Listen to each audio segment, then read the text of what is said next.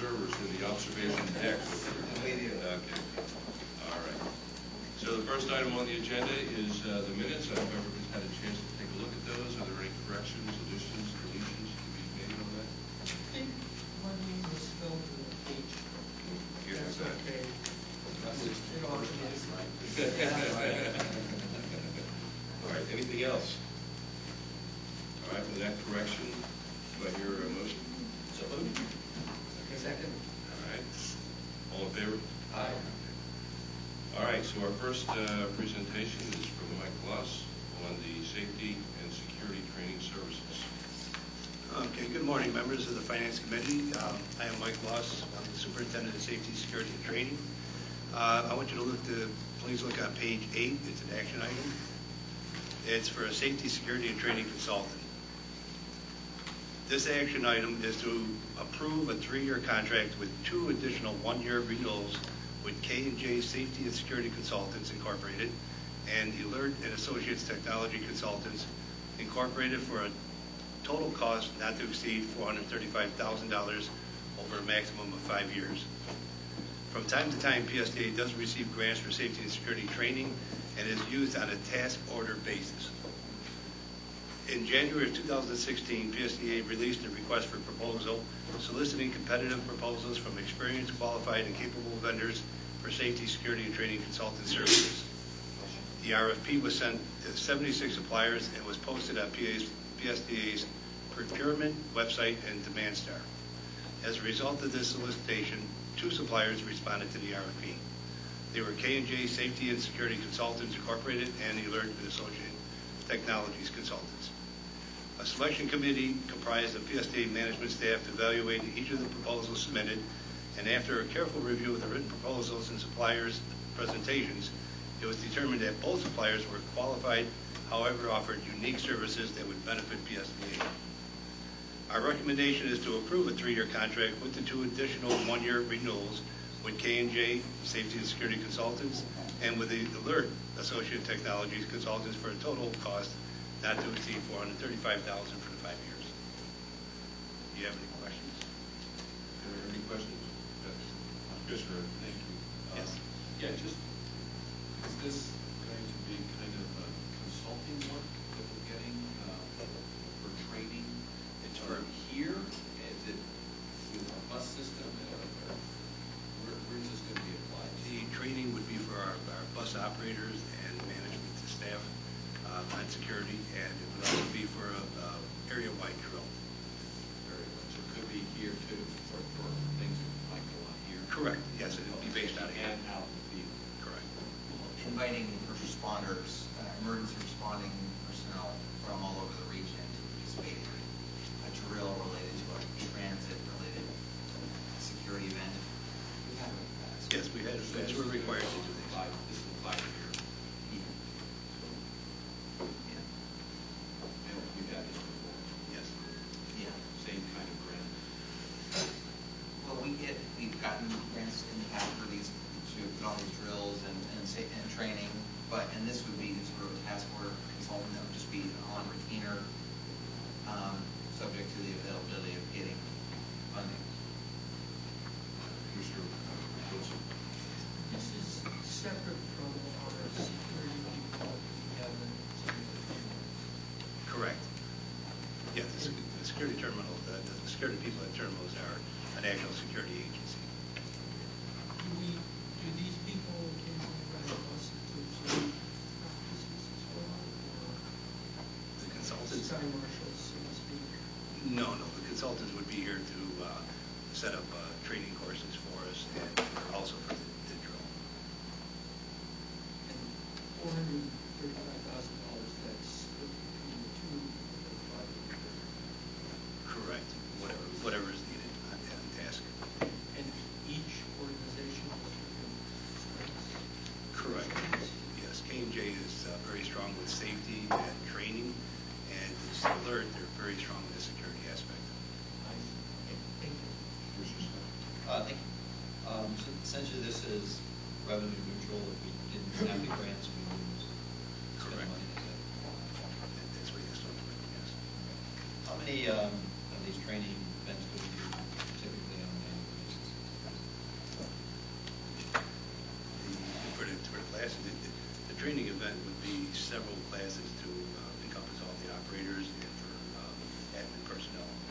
We've done it in the past. There was the See Something, Say Something program, just spot program, and this would be similar. Is it based on an hourly training basis or employee? How do they actually figure out the charges? I believe it's an hourly sum that they charge per class, and they charge so much per hour for the classes. The classes are anywhere up to about 4 hours.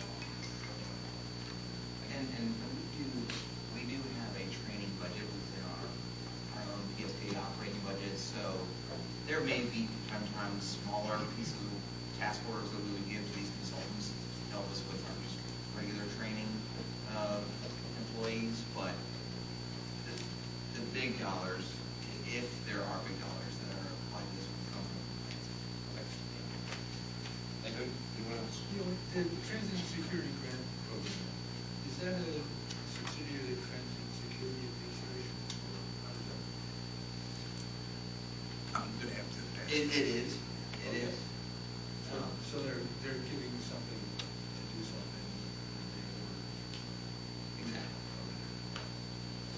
And I would say as far as how often we've done this, in my 5 years I've been here, we've gotten probably done like 1 a year. On average. Anybody else? And it's this kind of money that we're talking about for 1 year. Yeah. Putting on one of these regional wide training programs or a training initiative within our own staff. Anybody else? I'm kind of curious, we sent out 76 requests for bids and only got 2 back. Correct. Yeah, we were very, very specific on what we were looking for. And there's certain things that we, with the drill, we want, because the grant specifies exactly what we have to have, so we gear it towards what the grant said. Well, I guess my question is, do we sort of know in advance the specificity of the RFP, who to send these things to? Instead of the 76 and getting 2 backs, a pretty low percentage. Yeah, I think it's something we do keep track of, that percentage, and it's odd to only get 2 back. Perhaps that many of the 76 were not appropriately labeled as some even vendors that could be honest. Okay. All right. We hear a motion. So moved. And we have a second. All right, all in favor? Aye. Okay, my vote no. You vote no? Yeah, and I'd like to hear more specificity at the board meeting. I'd like this to be an action item. Is that okay with you? Yeah, you have a specific. No, I just didn't hear anything. I didn't hear anything in the details of what justifies that money. And I'm all about security and safety. I just like to know more about it before I vote yes on it. That's all. If I could have a little bit more detail as to what actually goes on with this. You just said something about the specificity of the bids or the RFPs or whatever. So that's great. So I'll look at that. Perhaps consider it at the board meeting differently. Thank you. Okay. Henry Lukasik is going to talk to us about remanufactured alternators, a topic that all of us are interested in. Good morning. Catholic Director of Maintenance. On page 10 of your packets, I have one item for action today. That is for a 1-year contract and a 1-year renewal with Electric Sales and Services for the purchase of remanufactured alternators for our non-hybrid bus fleet. This procurement represents another joint partnership for shared services, in this term parts. We this time teamed up with ART to go out for the same component. They actually were the lead on the bid, so they issued the solicitation. We partnered up with them. Typically, we purchase about 98 of these components, and they purchase about 82 per year.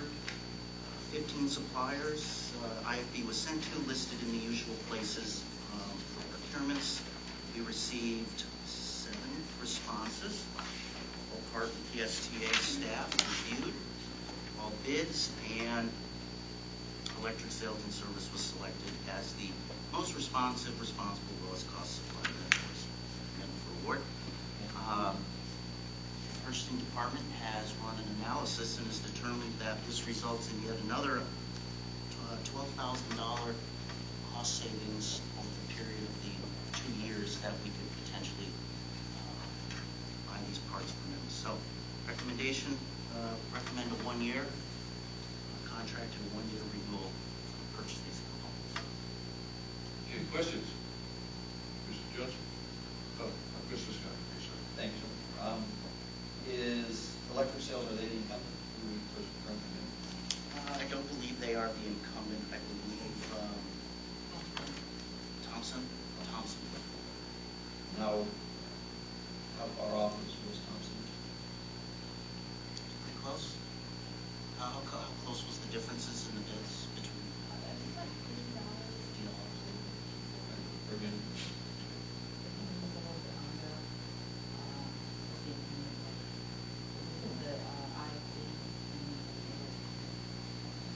in terms of quality, you have confidence in these guys?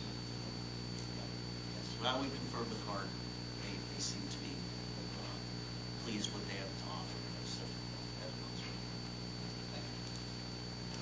Anybody else? Questions? I have a question. When they remanufacture an alternator, what specific components are retained out of the case? What components are changed? They take apart the entire case. Obviously, stators, rectifiers, diodes, windings are redone. Terminals, bolts, the usual. They test them, make sure they meet the load test specifics for the rated amperage of the unit, and then Pressure spreaders, all those components.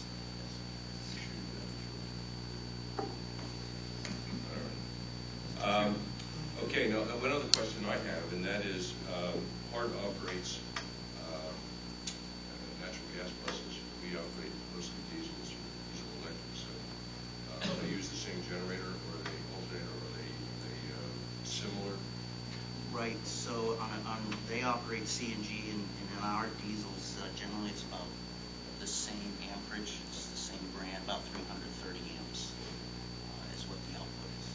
So it's a specific one. Any other questions?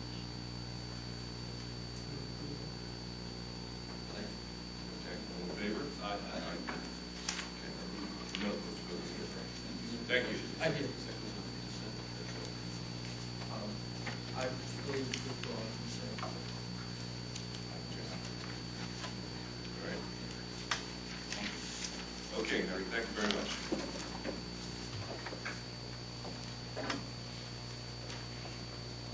Okay. Cindy Raskin-Schmidt on advertising services. Good morning. Good morning.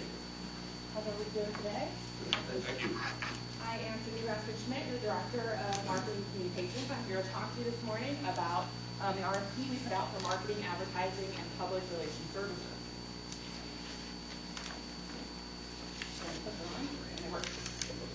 So you all recall that back in January we presented to you our strategic marketing plan and included a lot of initiatives. You all approved that plan. Some of the things that were in there included things like brand audit, market research, digital media, new programs. So in order to accomplish that many different programs, including all of these really great new programs that are on the horizon, market research, brand audit, like I said, we want to redesign PSTA.net to make it more content-driven. The regional fare collection branding that we'll be working on with our neighboring transit partners. The Central Avenue BRT branding, that one's going to be really important. FTA, when we put in our small search application, we'll be looking for a branding plan for that project. And then, of course, if we're able to do the TA and Beach Express, that will have a whole branding initiative to go along with it as well. Now, you all might or might not know that we have a pretty small marketing staff here. There's only 6 of us. I like to say that we're small but mighty, so we could use some help. So we went out to RFP in January, taking bids from providers that do exactly this kind of work, so we can supplement our team of internal staff. We had 14 responders reply to the RFP. We had a selection committee that consisted of PSTA staff, a member from the Pinellas County Communications Department, and a member from Tampa International airport. We wanted to kind of get a regional perspective instead of just a PSTA perspective on the services that we were going to be asking for in the future. So we had the top 5 ranked presenters, the top 5 ranked proposers come in and give us presentations. And based upon those presentations and the overall bid evaluation, we selected FKQ Marketing and Advertising as the highest ranked supplier. So at the end of our presentation today, we'll be asking you to recommend their approval to the full board. Now, one really cool thing that FKQ Advertising did when they came in and presented to us was they created this video. I just want to share it with you so you can have some idea of the creativity that we're going to be getting from this new vendor. Hopefully the volume's good.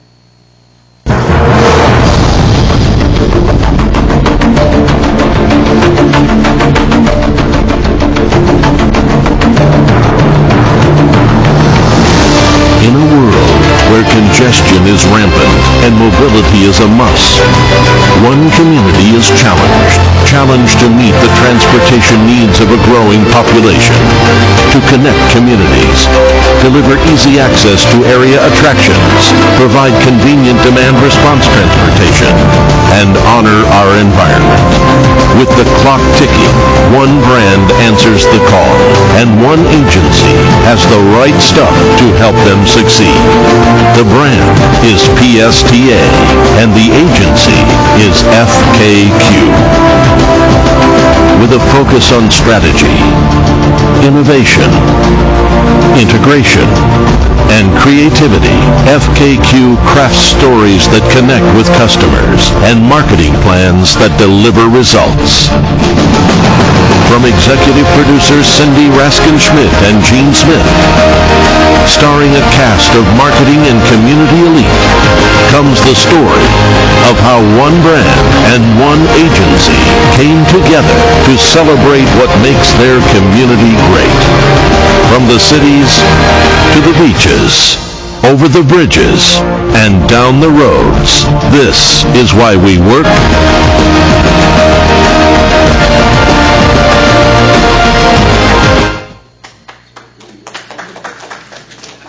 Every time I watch that, I just can't help but smile. It makes me so excited to see the creativity and the work that they put into this just for the proposal. So imagine when we're all working together and working on a real project, what kind of great work they're going to do for us. Click back over here. So who is FKQ? This is a picture of them standing out in front of their building. They're located over on Roosevelt, kind of across the street from Tech Data. We do have some audience members here. I can introduce them to you. We have Stacey Howell, who is the Senior VP and Partner. Dana Cohen, the Creative Director. Gina Klein is the Media Director. And Shannon Palmer is the PR and Social Media Director. So another really cool thing they did, I'm just so excited to share their work already with you. When they came and gave their presentation, before they showed the video trailer, they gave us all little movie tickets. It said like backstage movie ticket pass and had little bags of popcorn. So we were like in a movie when we got to see our movie trailer. It was really fun. So of course the whole team couldn't be here that day. They shared this photograph with us, and they also showed another video that they made, which is really cool. And I want to share that one with you as well.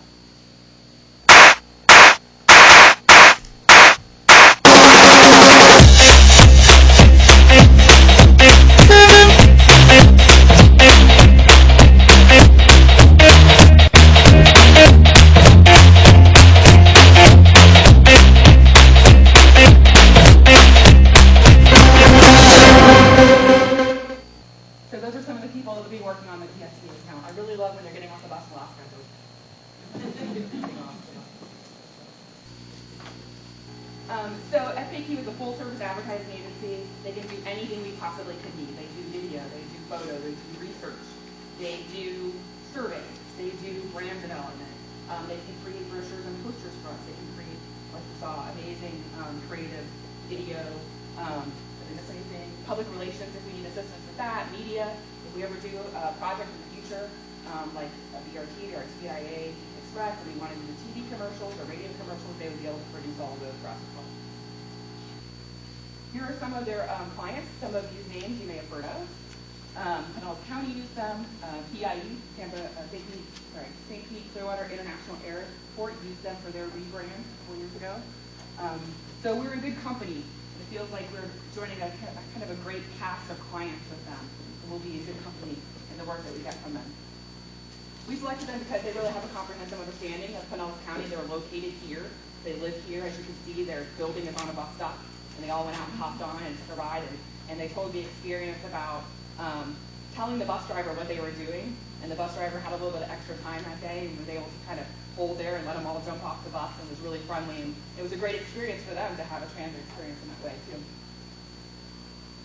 So my ask for you today is to please approve a 3-year contract, or excuse me, recommend approval of a 3-year contract with 2 additional 1 years for a total not to exceed $2.5 million over the maximum 5-year period. Now, that doesn't mean we're going to spend 2.5, but that gives us the capacity there if we need it. So just like our normal approval processes, any projects, task work orders would be approved by Brad.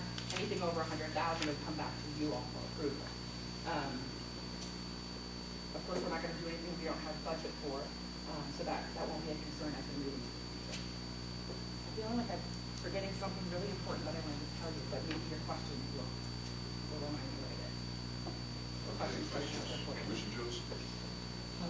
You recall when this came up, the plan was presented to the board, and I was a little concerned that it was selling PSTA instead of selling reason for this kind of the service that is provided by PSTA.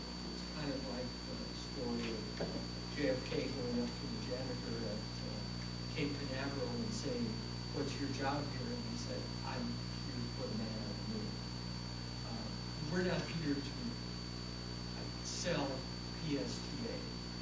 We're here to get the single mom to the daycare center so that she can go to her job and have quality of life in the community. And so that's kind of the thing that I'm struggling with, as we say, advertising PSTA. And I don't know quite how this responds to that. Sure. The other question I have is you sell a brand. What does it mean when we sell a brand by wrapping over the brand with advertising on the outside of buses? And I'm interested in your comments about that. Okay, well, to respond to your first part, one of the projects that we had them give us a proposal for as part of the RFP process was a market research and brand audit project. So that is 99.9% public engagement. It's asking the public how they feel about PSTA and what we can do to help them, in their community better. That's what market research is. And then the brand audit is looking at the overall brand and seeing how does the brand make people feel, and adjusting that if we need to do that. So that's definitely, one of the first big projects right out of the box is gonna be that. So that's public engagement right there. As far as how does wrapping a bus affect the overall PSTA brand, I don't have an answer for that for you today. I know that public transit systems do it all around the country as a way to bring in revenue. And that's why we do it. So. Yes. First of all, I would say thank you very much for bringing in expert people to take a look at this. Marcel, that was a great idea. And the other thing is that I'm always scared about brand research because I always say, okay, we're going to do it. What are we going to figure we're going to do after we discover it? So I hope that is. Yeah, absolutely. Yeah, so they'll do the research and they'll look at the brand, and it's possible that the PSTA brand is fine. Maybe it just needs a little updating. Maybe we just need to add a tagline or change the small things that we can do in the course of our everyday work. That's my hope that that's what they'll discover, and I believe that's what they'll discover. But if they do discover that the brand's not working the way we want it to, then they are the people that can help us put together a strong, comprehensive plan for what do we do to make the changes we need to do and what that will include. So they are totally the experts on that. And we would, once we get that report from them, we would be able to evaluate that and then figure out what to do. Thank you, Mr. Chairman. How do we measure success? That's a great question. Are you, in what way? Well, Like, are they successful? Are we successful? Is the ad campaign successful? Market research successful? That could pretty broad. what do we think the year one anticipated spend would be? I don't really have a strong answer for that for you yet, because we're going to work on it with them on a task order basis. The pricing that they gave us for the research project, the market research and the brand development plan is about $150,000 for that whole project. But one of the things that they did for us was they've given us what they call a blended rate. So whenever they are putting together a pricing proposal for us, when they're looking at all the people that are going to be working on the project, a lot of times you'll have different rates for different people. So you might get your vice president, and they might cost X number of dollars, way higher than a copywriter. By giving us a blended rate, we get the use of all of their people, and it's all the same rate. So they're much more likely to give us nice, strong support from higher level staff by using that blended rate. So it's also a discounted rate off of their normal blended rate, and they did that because they recognize the importance and the value of public transit in our community, and they want to help us. They were really excited about helping us spread the transit message and talk to the people in the community, learn about public transit, tell people about public transit. So they're excited to have us for a client. And I think that will reflect in the project. Yes. Mr. Scott, PSTA has in its current budget $300,000 for marketing, and the reason we put the amount at $500,000 is to provide some cushion, because in addition to the $300K, we have the Central Outdoor BRT and these other private fare collection that have within their own grant funded budget marketing dollars. So that's how we got to the $500K.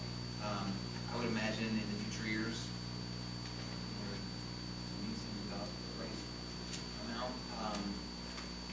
As far as the definition of success, it is important to set measurable goals for any outreach program, whether it's impressions or ridership growth or whatever.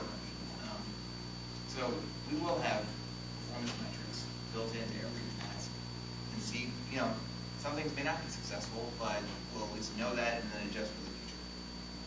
I'd like to, as we engage in these projects, I'd like to have some more clarification of how we are going to measure that.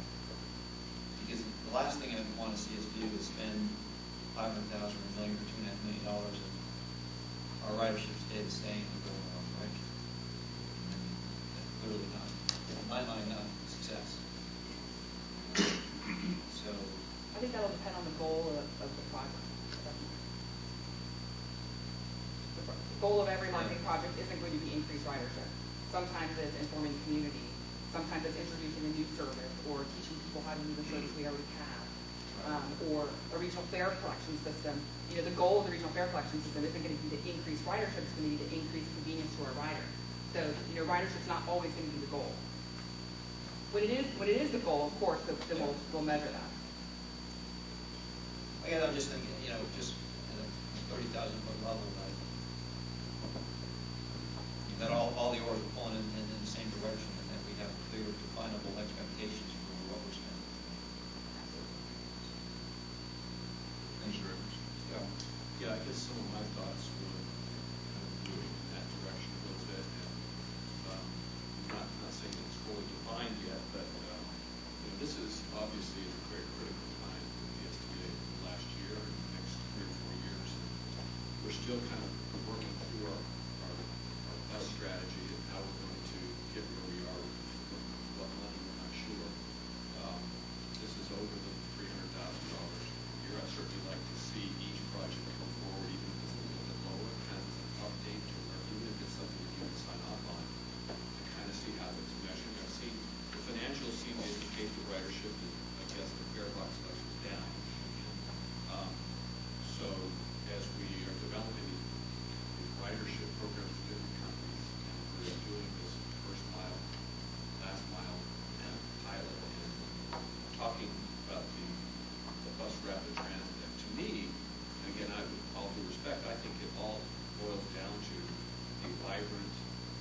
more riders on our buses, a more vibrant organization that is handling for riders all the time. And if we're not moving towards that, then whatever we do, whether it's education, as you say, to me it's all about selling people on getting out of their cars and into the buses, if it's an alternative. And so the structure of our service, we cut back here and there, we don't have as many people, so we're telling people about a great system that we may not have a system in place to support it in some areas. So I just, like you said, I want to make sure that we're all kind of rolling in the same direction, and that at the end of the day that you are a complementary addition to our team, because $500,000 a year is, I don't know, 5 or 6 people full-time that can generate ideas. I really do respect this group. I think they do the work that they do. So it really has to pay for me towards that ultimate goal, just as though they were employees on this team. And so I have probably more questions than at this point. I'm certainly willing to hear more about it, but I'd like those periodic updates, not just a 5-year go do your thing and see how it goes. I know you're not going to do that.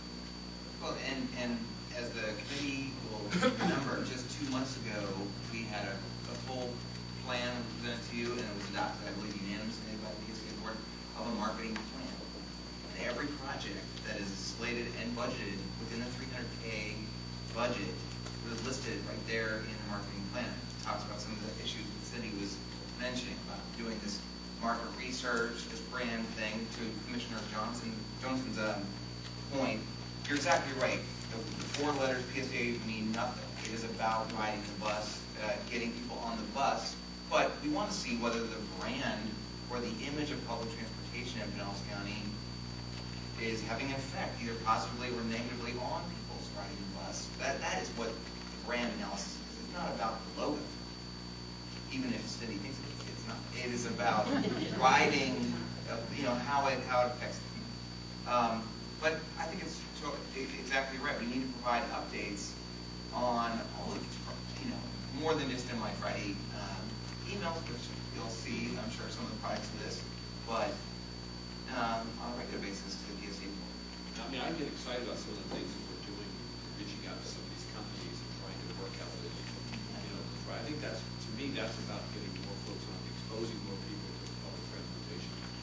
Or not even that, it's more people figuring an alternative way to get from point A to point B. And if you haven't figured out how to do the last mile, first mile, we're even experimenting with that, a pilot project. To me, those kind of programs are exciting, and if this helps tell the story and create the, support around that, we start to see those ridership numbers kind of moving in a positive, then I think we're accomplishing it. But to me, it's all about measurables. It's all about ridership, and it's all about increasing from need-based riders to prefer, whatever the different terminology is, but expanding the base above what 1.5% of our population rides the bus, whatever that number is. It's a small number. We've got to get that up. So if we're doing that, then I think, again, we did approve the overall plan, but we're talking about $200,000 more a year, and I just think it's good to continue to work through this together. So, you're not approving any money with this action, with this recommendation. You're just approving this consultant as the consultant PSTA would use, and then based on the future approval of task orders by the PSTA board, that's when you allocate. And the comment made about $100,000, we can sign up for that amount. But I think it's for us, as we move through these next couple of years, it's going to be real important that we all stay kind of in tune with the thought process, even if it's a smaller project that doesn't come up to the ceiling.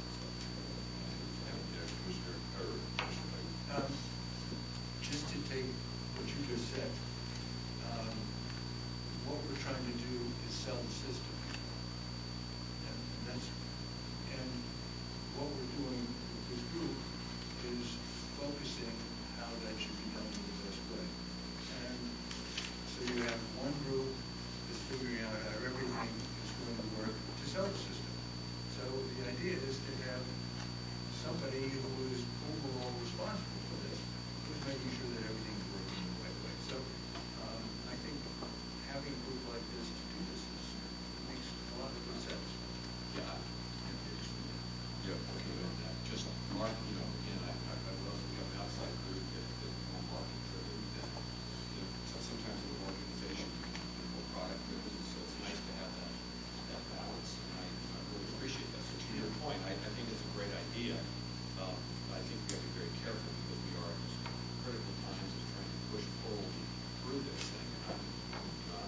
sense of the monies that we're spending right now, with no answers at the back end yet. I think things are starting to do differently in Washington and all that, but we're still not there. So I just want to make sure that we're cautiously moving forward, and yet aggressively thinking and planning and creating. So a delicate balance. That's your job, right? All right, Mr. Joseph? Just to expand a little on where it's started, I'm not interested in building PSTA as an organization. I'm interested in serving the community who are those who need public transit or who benefit their lives, who benefit from public transit. So I would not say we're trying to sell the system. We're trying to match the needs of the community with a resource that the community is willing to invest. How do we make that match in the best way that is a win-win for those investors in PSTA as well as those who are riding it? And it's, what Brad said, it's about how it affects the community. So clearly, if we're rolling out the new fare card system, it's important to help explain how that can benefit the community and those who ride and make it easier to ride. But I'm not, for a public agency, we're not after profit. So that's kind of a fine line on this, that I see some guys over there, so I'm happy with that. I would just add, part of our job is to make sure that the public is fully aware of benefits of public transportation in terms of such things as what we're going to talk about later today, which is with regard to the environmental concerns. Part of it is the fact that a lot of people may not be aware of the benefit of public transportation. The car we pull off the road is majorly important in terms of not only congestion for those who have those, maybe get to where they need to go, but vehicle, car, but also in terms of doing everything we can to improve and enhance the environment.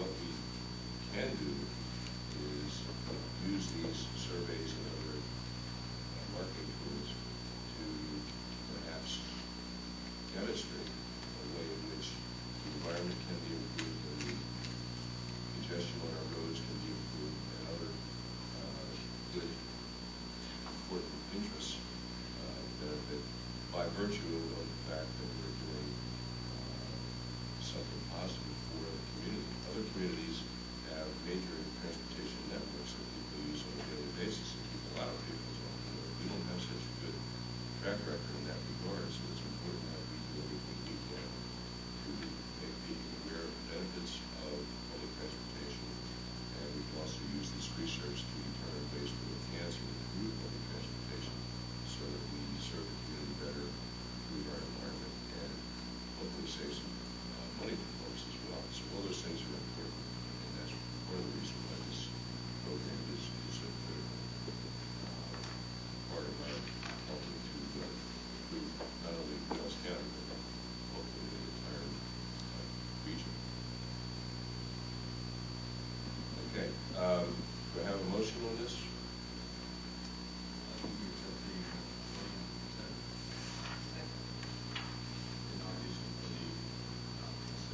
Yeah, you want this put on the agenda?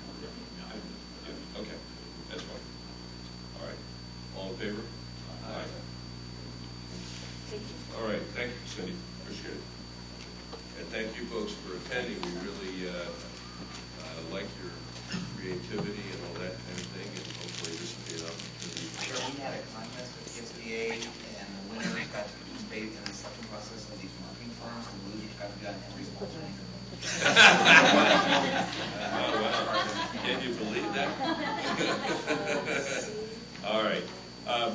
have some, we're a little bit ahead of time here, so we're kind of bebopping along, but let's keep rolling. So Debbie, can you give us an update on the financial situation? Absolutely, Chairman. In terms of page 27 in your packet, for the month of February, we had a budget of deficit of $541,000. Our actual deficit was $666,000, difference of $124,000. You can see that revenues were under budget $626,000. However, we've got expenses were also under budget $501,000. As we noted, passenger fares are down, but what's key is we also have state reimbursements. We've got timing and state grants that'll be coming in that'll keep us right on track. If you turn to the next page and look at the year to date, we are on target to budget less than 1% off of budget, only $178,000, and we've got some timing differences that will more than make that up. As you recall, our goal this year is to get $2.6 million to add into our reserves, and I think at this point we are on target. We are looking at the passenger fare revenues as a concern, and we're doing a lot of cost containment measures to be able to counteract that. If we turn the page to the next page to see how we compare to last year at this time, we are actually doing better this time than we were last year. So that is good news, and we would expect that with some of the increases in the fares that we had, plus the different cost containment measures. Are there any questions on the financial picture? Yes, Commissioner Johnson. I'm continuing to be interested in the passenger fare revenue. I see that our passengers trips are down about 8%, but our passenger fares are down 17%. And I'm wondering, although I guess that's budget on one case and year-to-year comparison on the other. I'm just, I think we need to understand what's happening with our passenger fares assumptions. You mentioned you're looking at that sometimes. We spend a lot of time with that. And of course, I'm mostly interested in whether we're, through our impacts, we're shifting too many people away from cash fares to a really great deal on our group fares, whether that influence is hurting us. Surveys on that? Yeah, Mr. Chair, Mr. Johnson, we too have carefully looking at the fares and the ridership. To answer your first question, I think you're exactly right. The 17.2% is compared to the budget.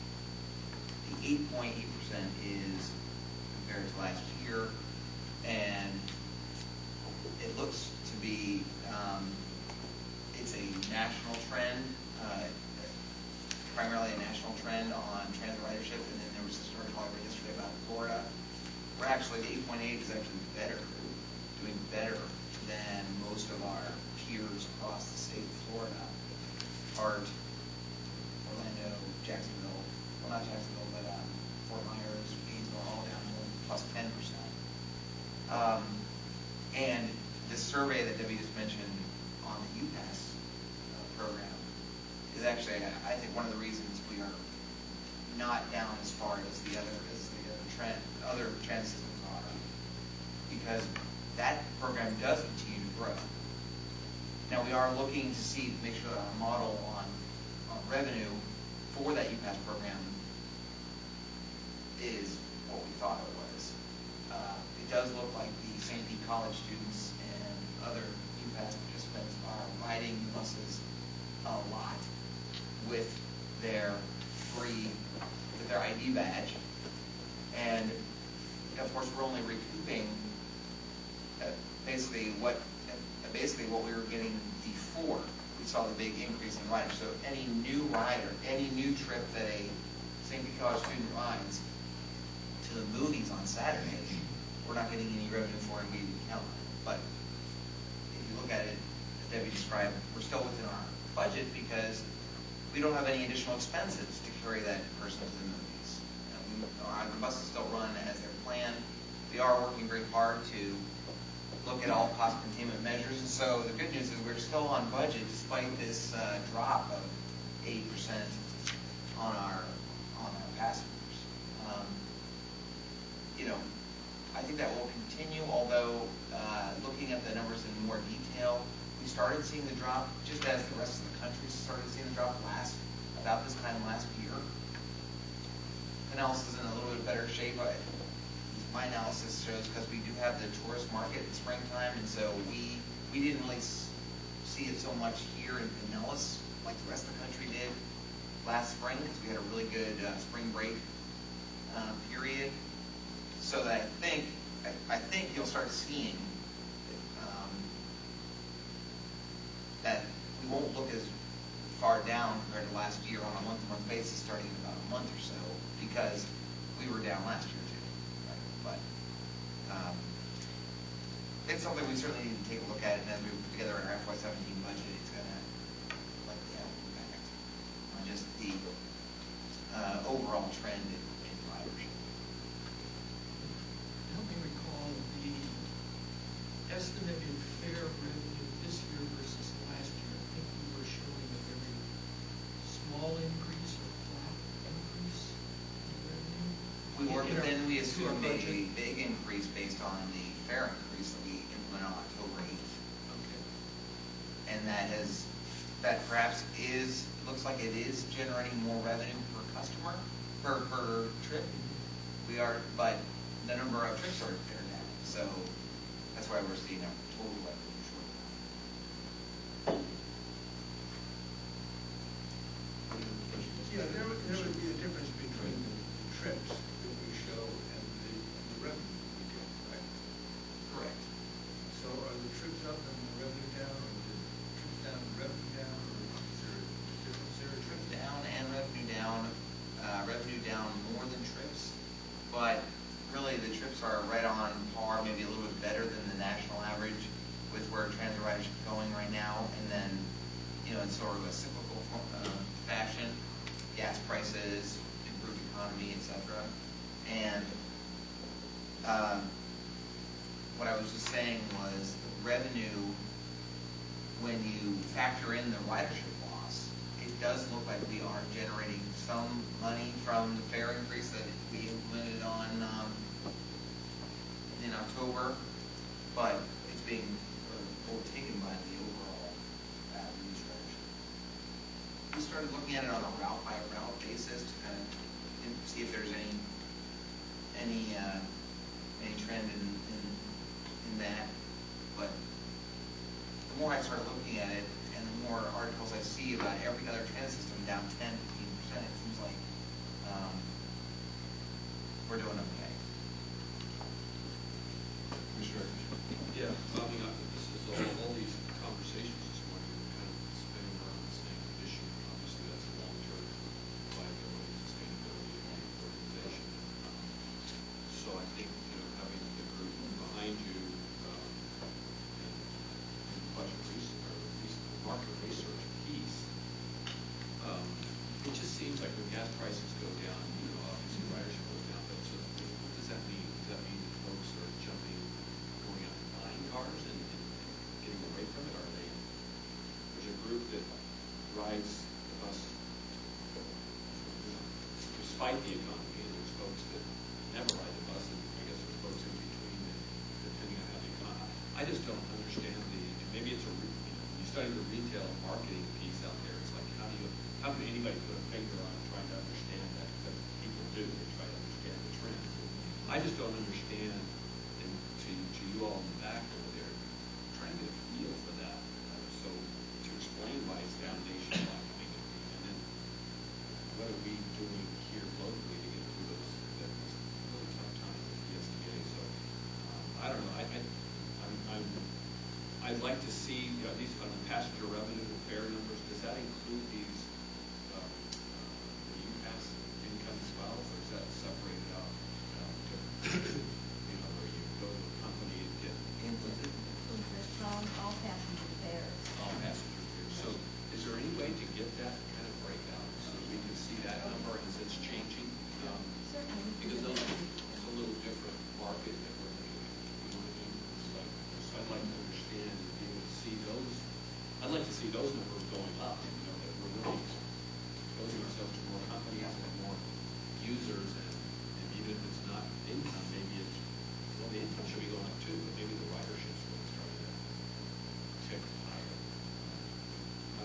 I just saw the survey results. We did a survey of, onboard survey of UPass users, and I just saw the results yesterday, but that's something I think the committee would enjoy seeing, that, yeah, I mean, the UPass usage,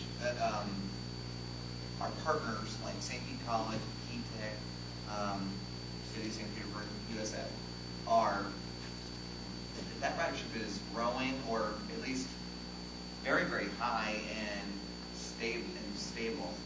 With the bringing on of Tech a couple months ago, that has been remarkable. Because that one spot is about the same as what USF St. Pete or something else.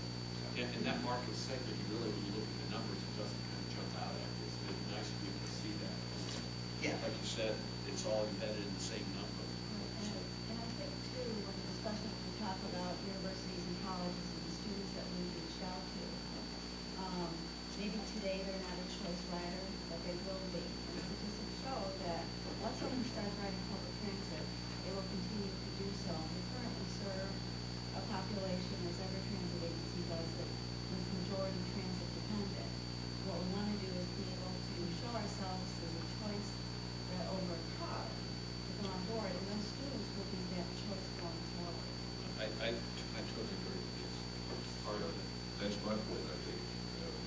Madam CFO said it a lot better than I did, but that's really the key thing, is that we're trying to do what we can to enhance ridership by virtue of the fact that this is a way to improve the environment, get cars off the road, and a lot of other factors as well. And that's really key, to get that segment of the population used to riding public transit, so that it becomes a positive concept. Mr. Chairman, just one more comment. I agree with you 100%. And I would just like to be able to see somehow reflected in our ridership numbers for that market that we're looking at, market segment, as well as kind of the revenue numbers. I say it wouldn't be that difficult. We have all the data, so it's just a matter of showing, telling that story. We've made a strategic move in that direction. It'd be nice to see the results. Sometimes you get lost in the numbers, and it'd be nice to see how that's moving forward. That really is the big push in the last. Thank you. Any other questions? Yes. And maybe this is looking at the statistics, but it's dealing with ridership. The dark TD trips were down almost 20%. Is that, and I don't know what the difference between that is and the PCA trips. Is the PCA trips the standard? PCA stands for Personal Care Assistant.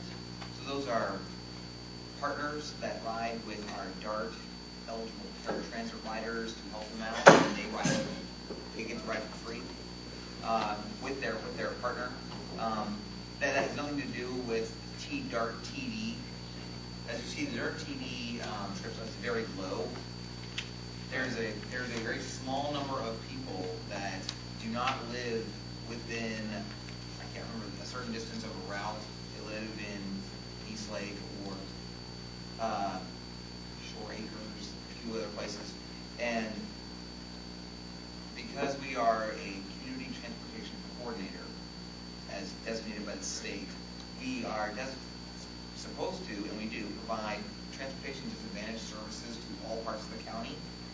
And so those areas that are not close to a bus, those are able-bodied folks that get access to a cab or care ride, a wheelchair van, under the auspices of being eligible for transportation disadvantage. It's very, very small.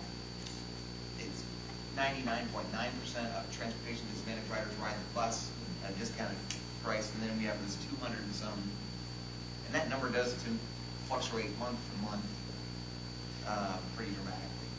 I guess what I was trying to get a handle on, we had said that our TD, our transit disadvantage, the 1150 bus fare, that has been growing a large number of, we've increased the number of those passengers. Now, the passes don't necessarily convert to rides getting on the bus, but I was trying to get at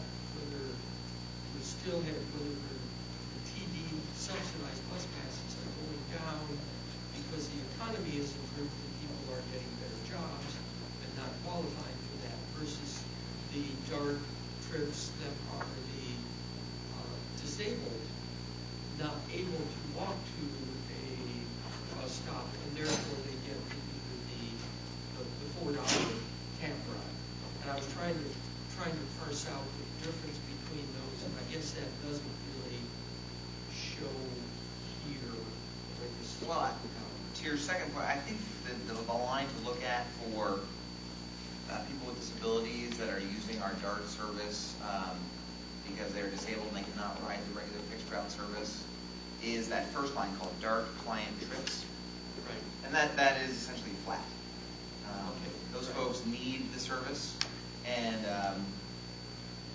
being flat is a difference from the last 5-year trend, which has been growth. Right. That's not necessarily, from a financial perspective, a bad thing. If those folks are now taking advantage of our wheelchair accessible bus services, because that's a lot cheaper than providing $25 trips on fair ride necessarily. But so flat there is sort of okay. If those people are still getting transportation in another way. So the $11 a month passengers, those are in the top number? Those are in the total ridership numbers. We do provide in the monthly board packet a little table that's not shown here that shows the monthly discounted TD bus passes sold per month. But again, as you said, that accurately, that does not reflect trips taken on those with those bus passes. Thank you, Mr. Chairman. Thank you, sir. Hey, Brad, question. On the operating statistics, it looks like just about every category of ridership is down, but our total revenue miles and total revenue mileage are up what appear to be pretty significantly, about 11%. Why would that be? That's a good question. I don't know. I'll look at that. These numbers, again, I was told about 45 minutes before this meeting started, are still draft, hence the red draft estimates. So maybe that's not accurate on the miles and hours, but we'll check. Often it depends on the number of days in the month. But do we have a leap year? Yeah, there was one. There's a leap. February was a leap year, so there's one extra day. That's 5% on the miles. Check it out. We sort of incorporated some of the reports that Brad was going to these ridership performance with PSTA contracts. Anything else you can add on that? Yeah, so every quarter we give you a report that is in your packet, right? Yeah, it's a beautiful, impossible to read size, but you have it electronically as well of all of the contracts that PSTA has. Maybe just an FYI on that. Right now we are out on the street with a procurement for our new DART paratransit. For the next 5 years of DART paratransit contract service, which is our #1 contract, #1 biggest value contract, and a very important contract. We had a really good pre-proposal conference on Monday for that. There's lots of interest, so you'll be seeing that coming back to the news. Last, I would just mention that we had planned to invite the planning committee, which we have a few over there, to join us at 10 o'clock to hear I speak amongst my friends here on the Finance Committee. I think a good presentation. I'm hoping a good way, a new way to look at sustainability, but also our bus purchase process that we go on through PSTA. So stay tuned for that. Yes. This is something that obviously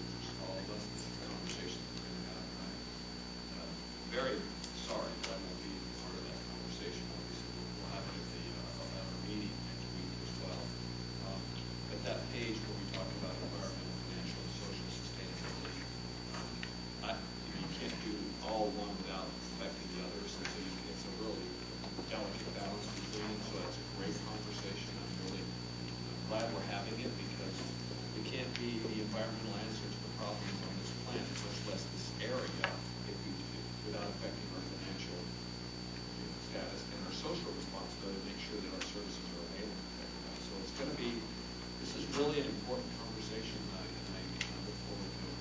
I mean, we're not making any decisions today on this, but Right. we're just talking about some of those issues, so I look forward to much more conversation. Thank you for bringing it forward at this time. Thank you for that moment. Sure, great. Yes, yes. I Mr. know Brandon. why you went. Yes.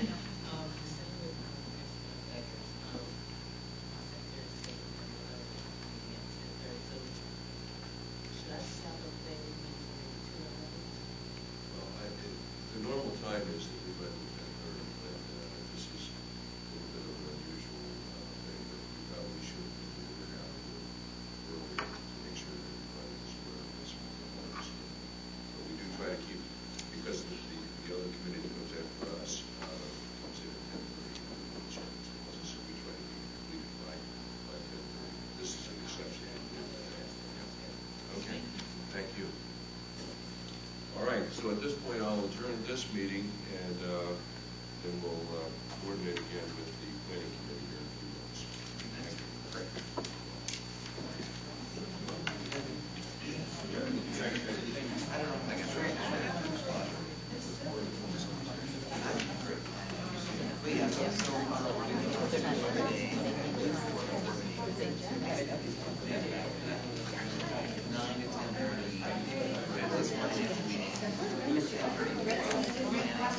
And although it would have like a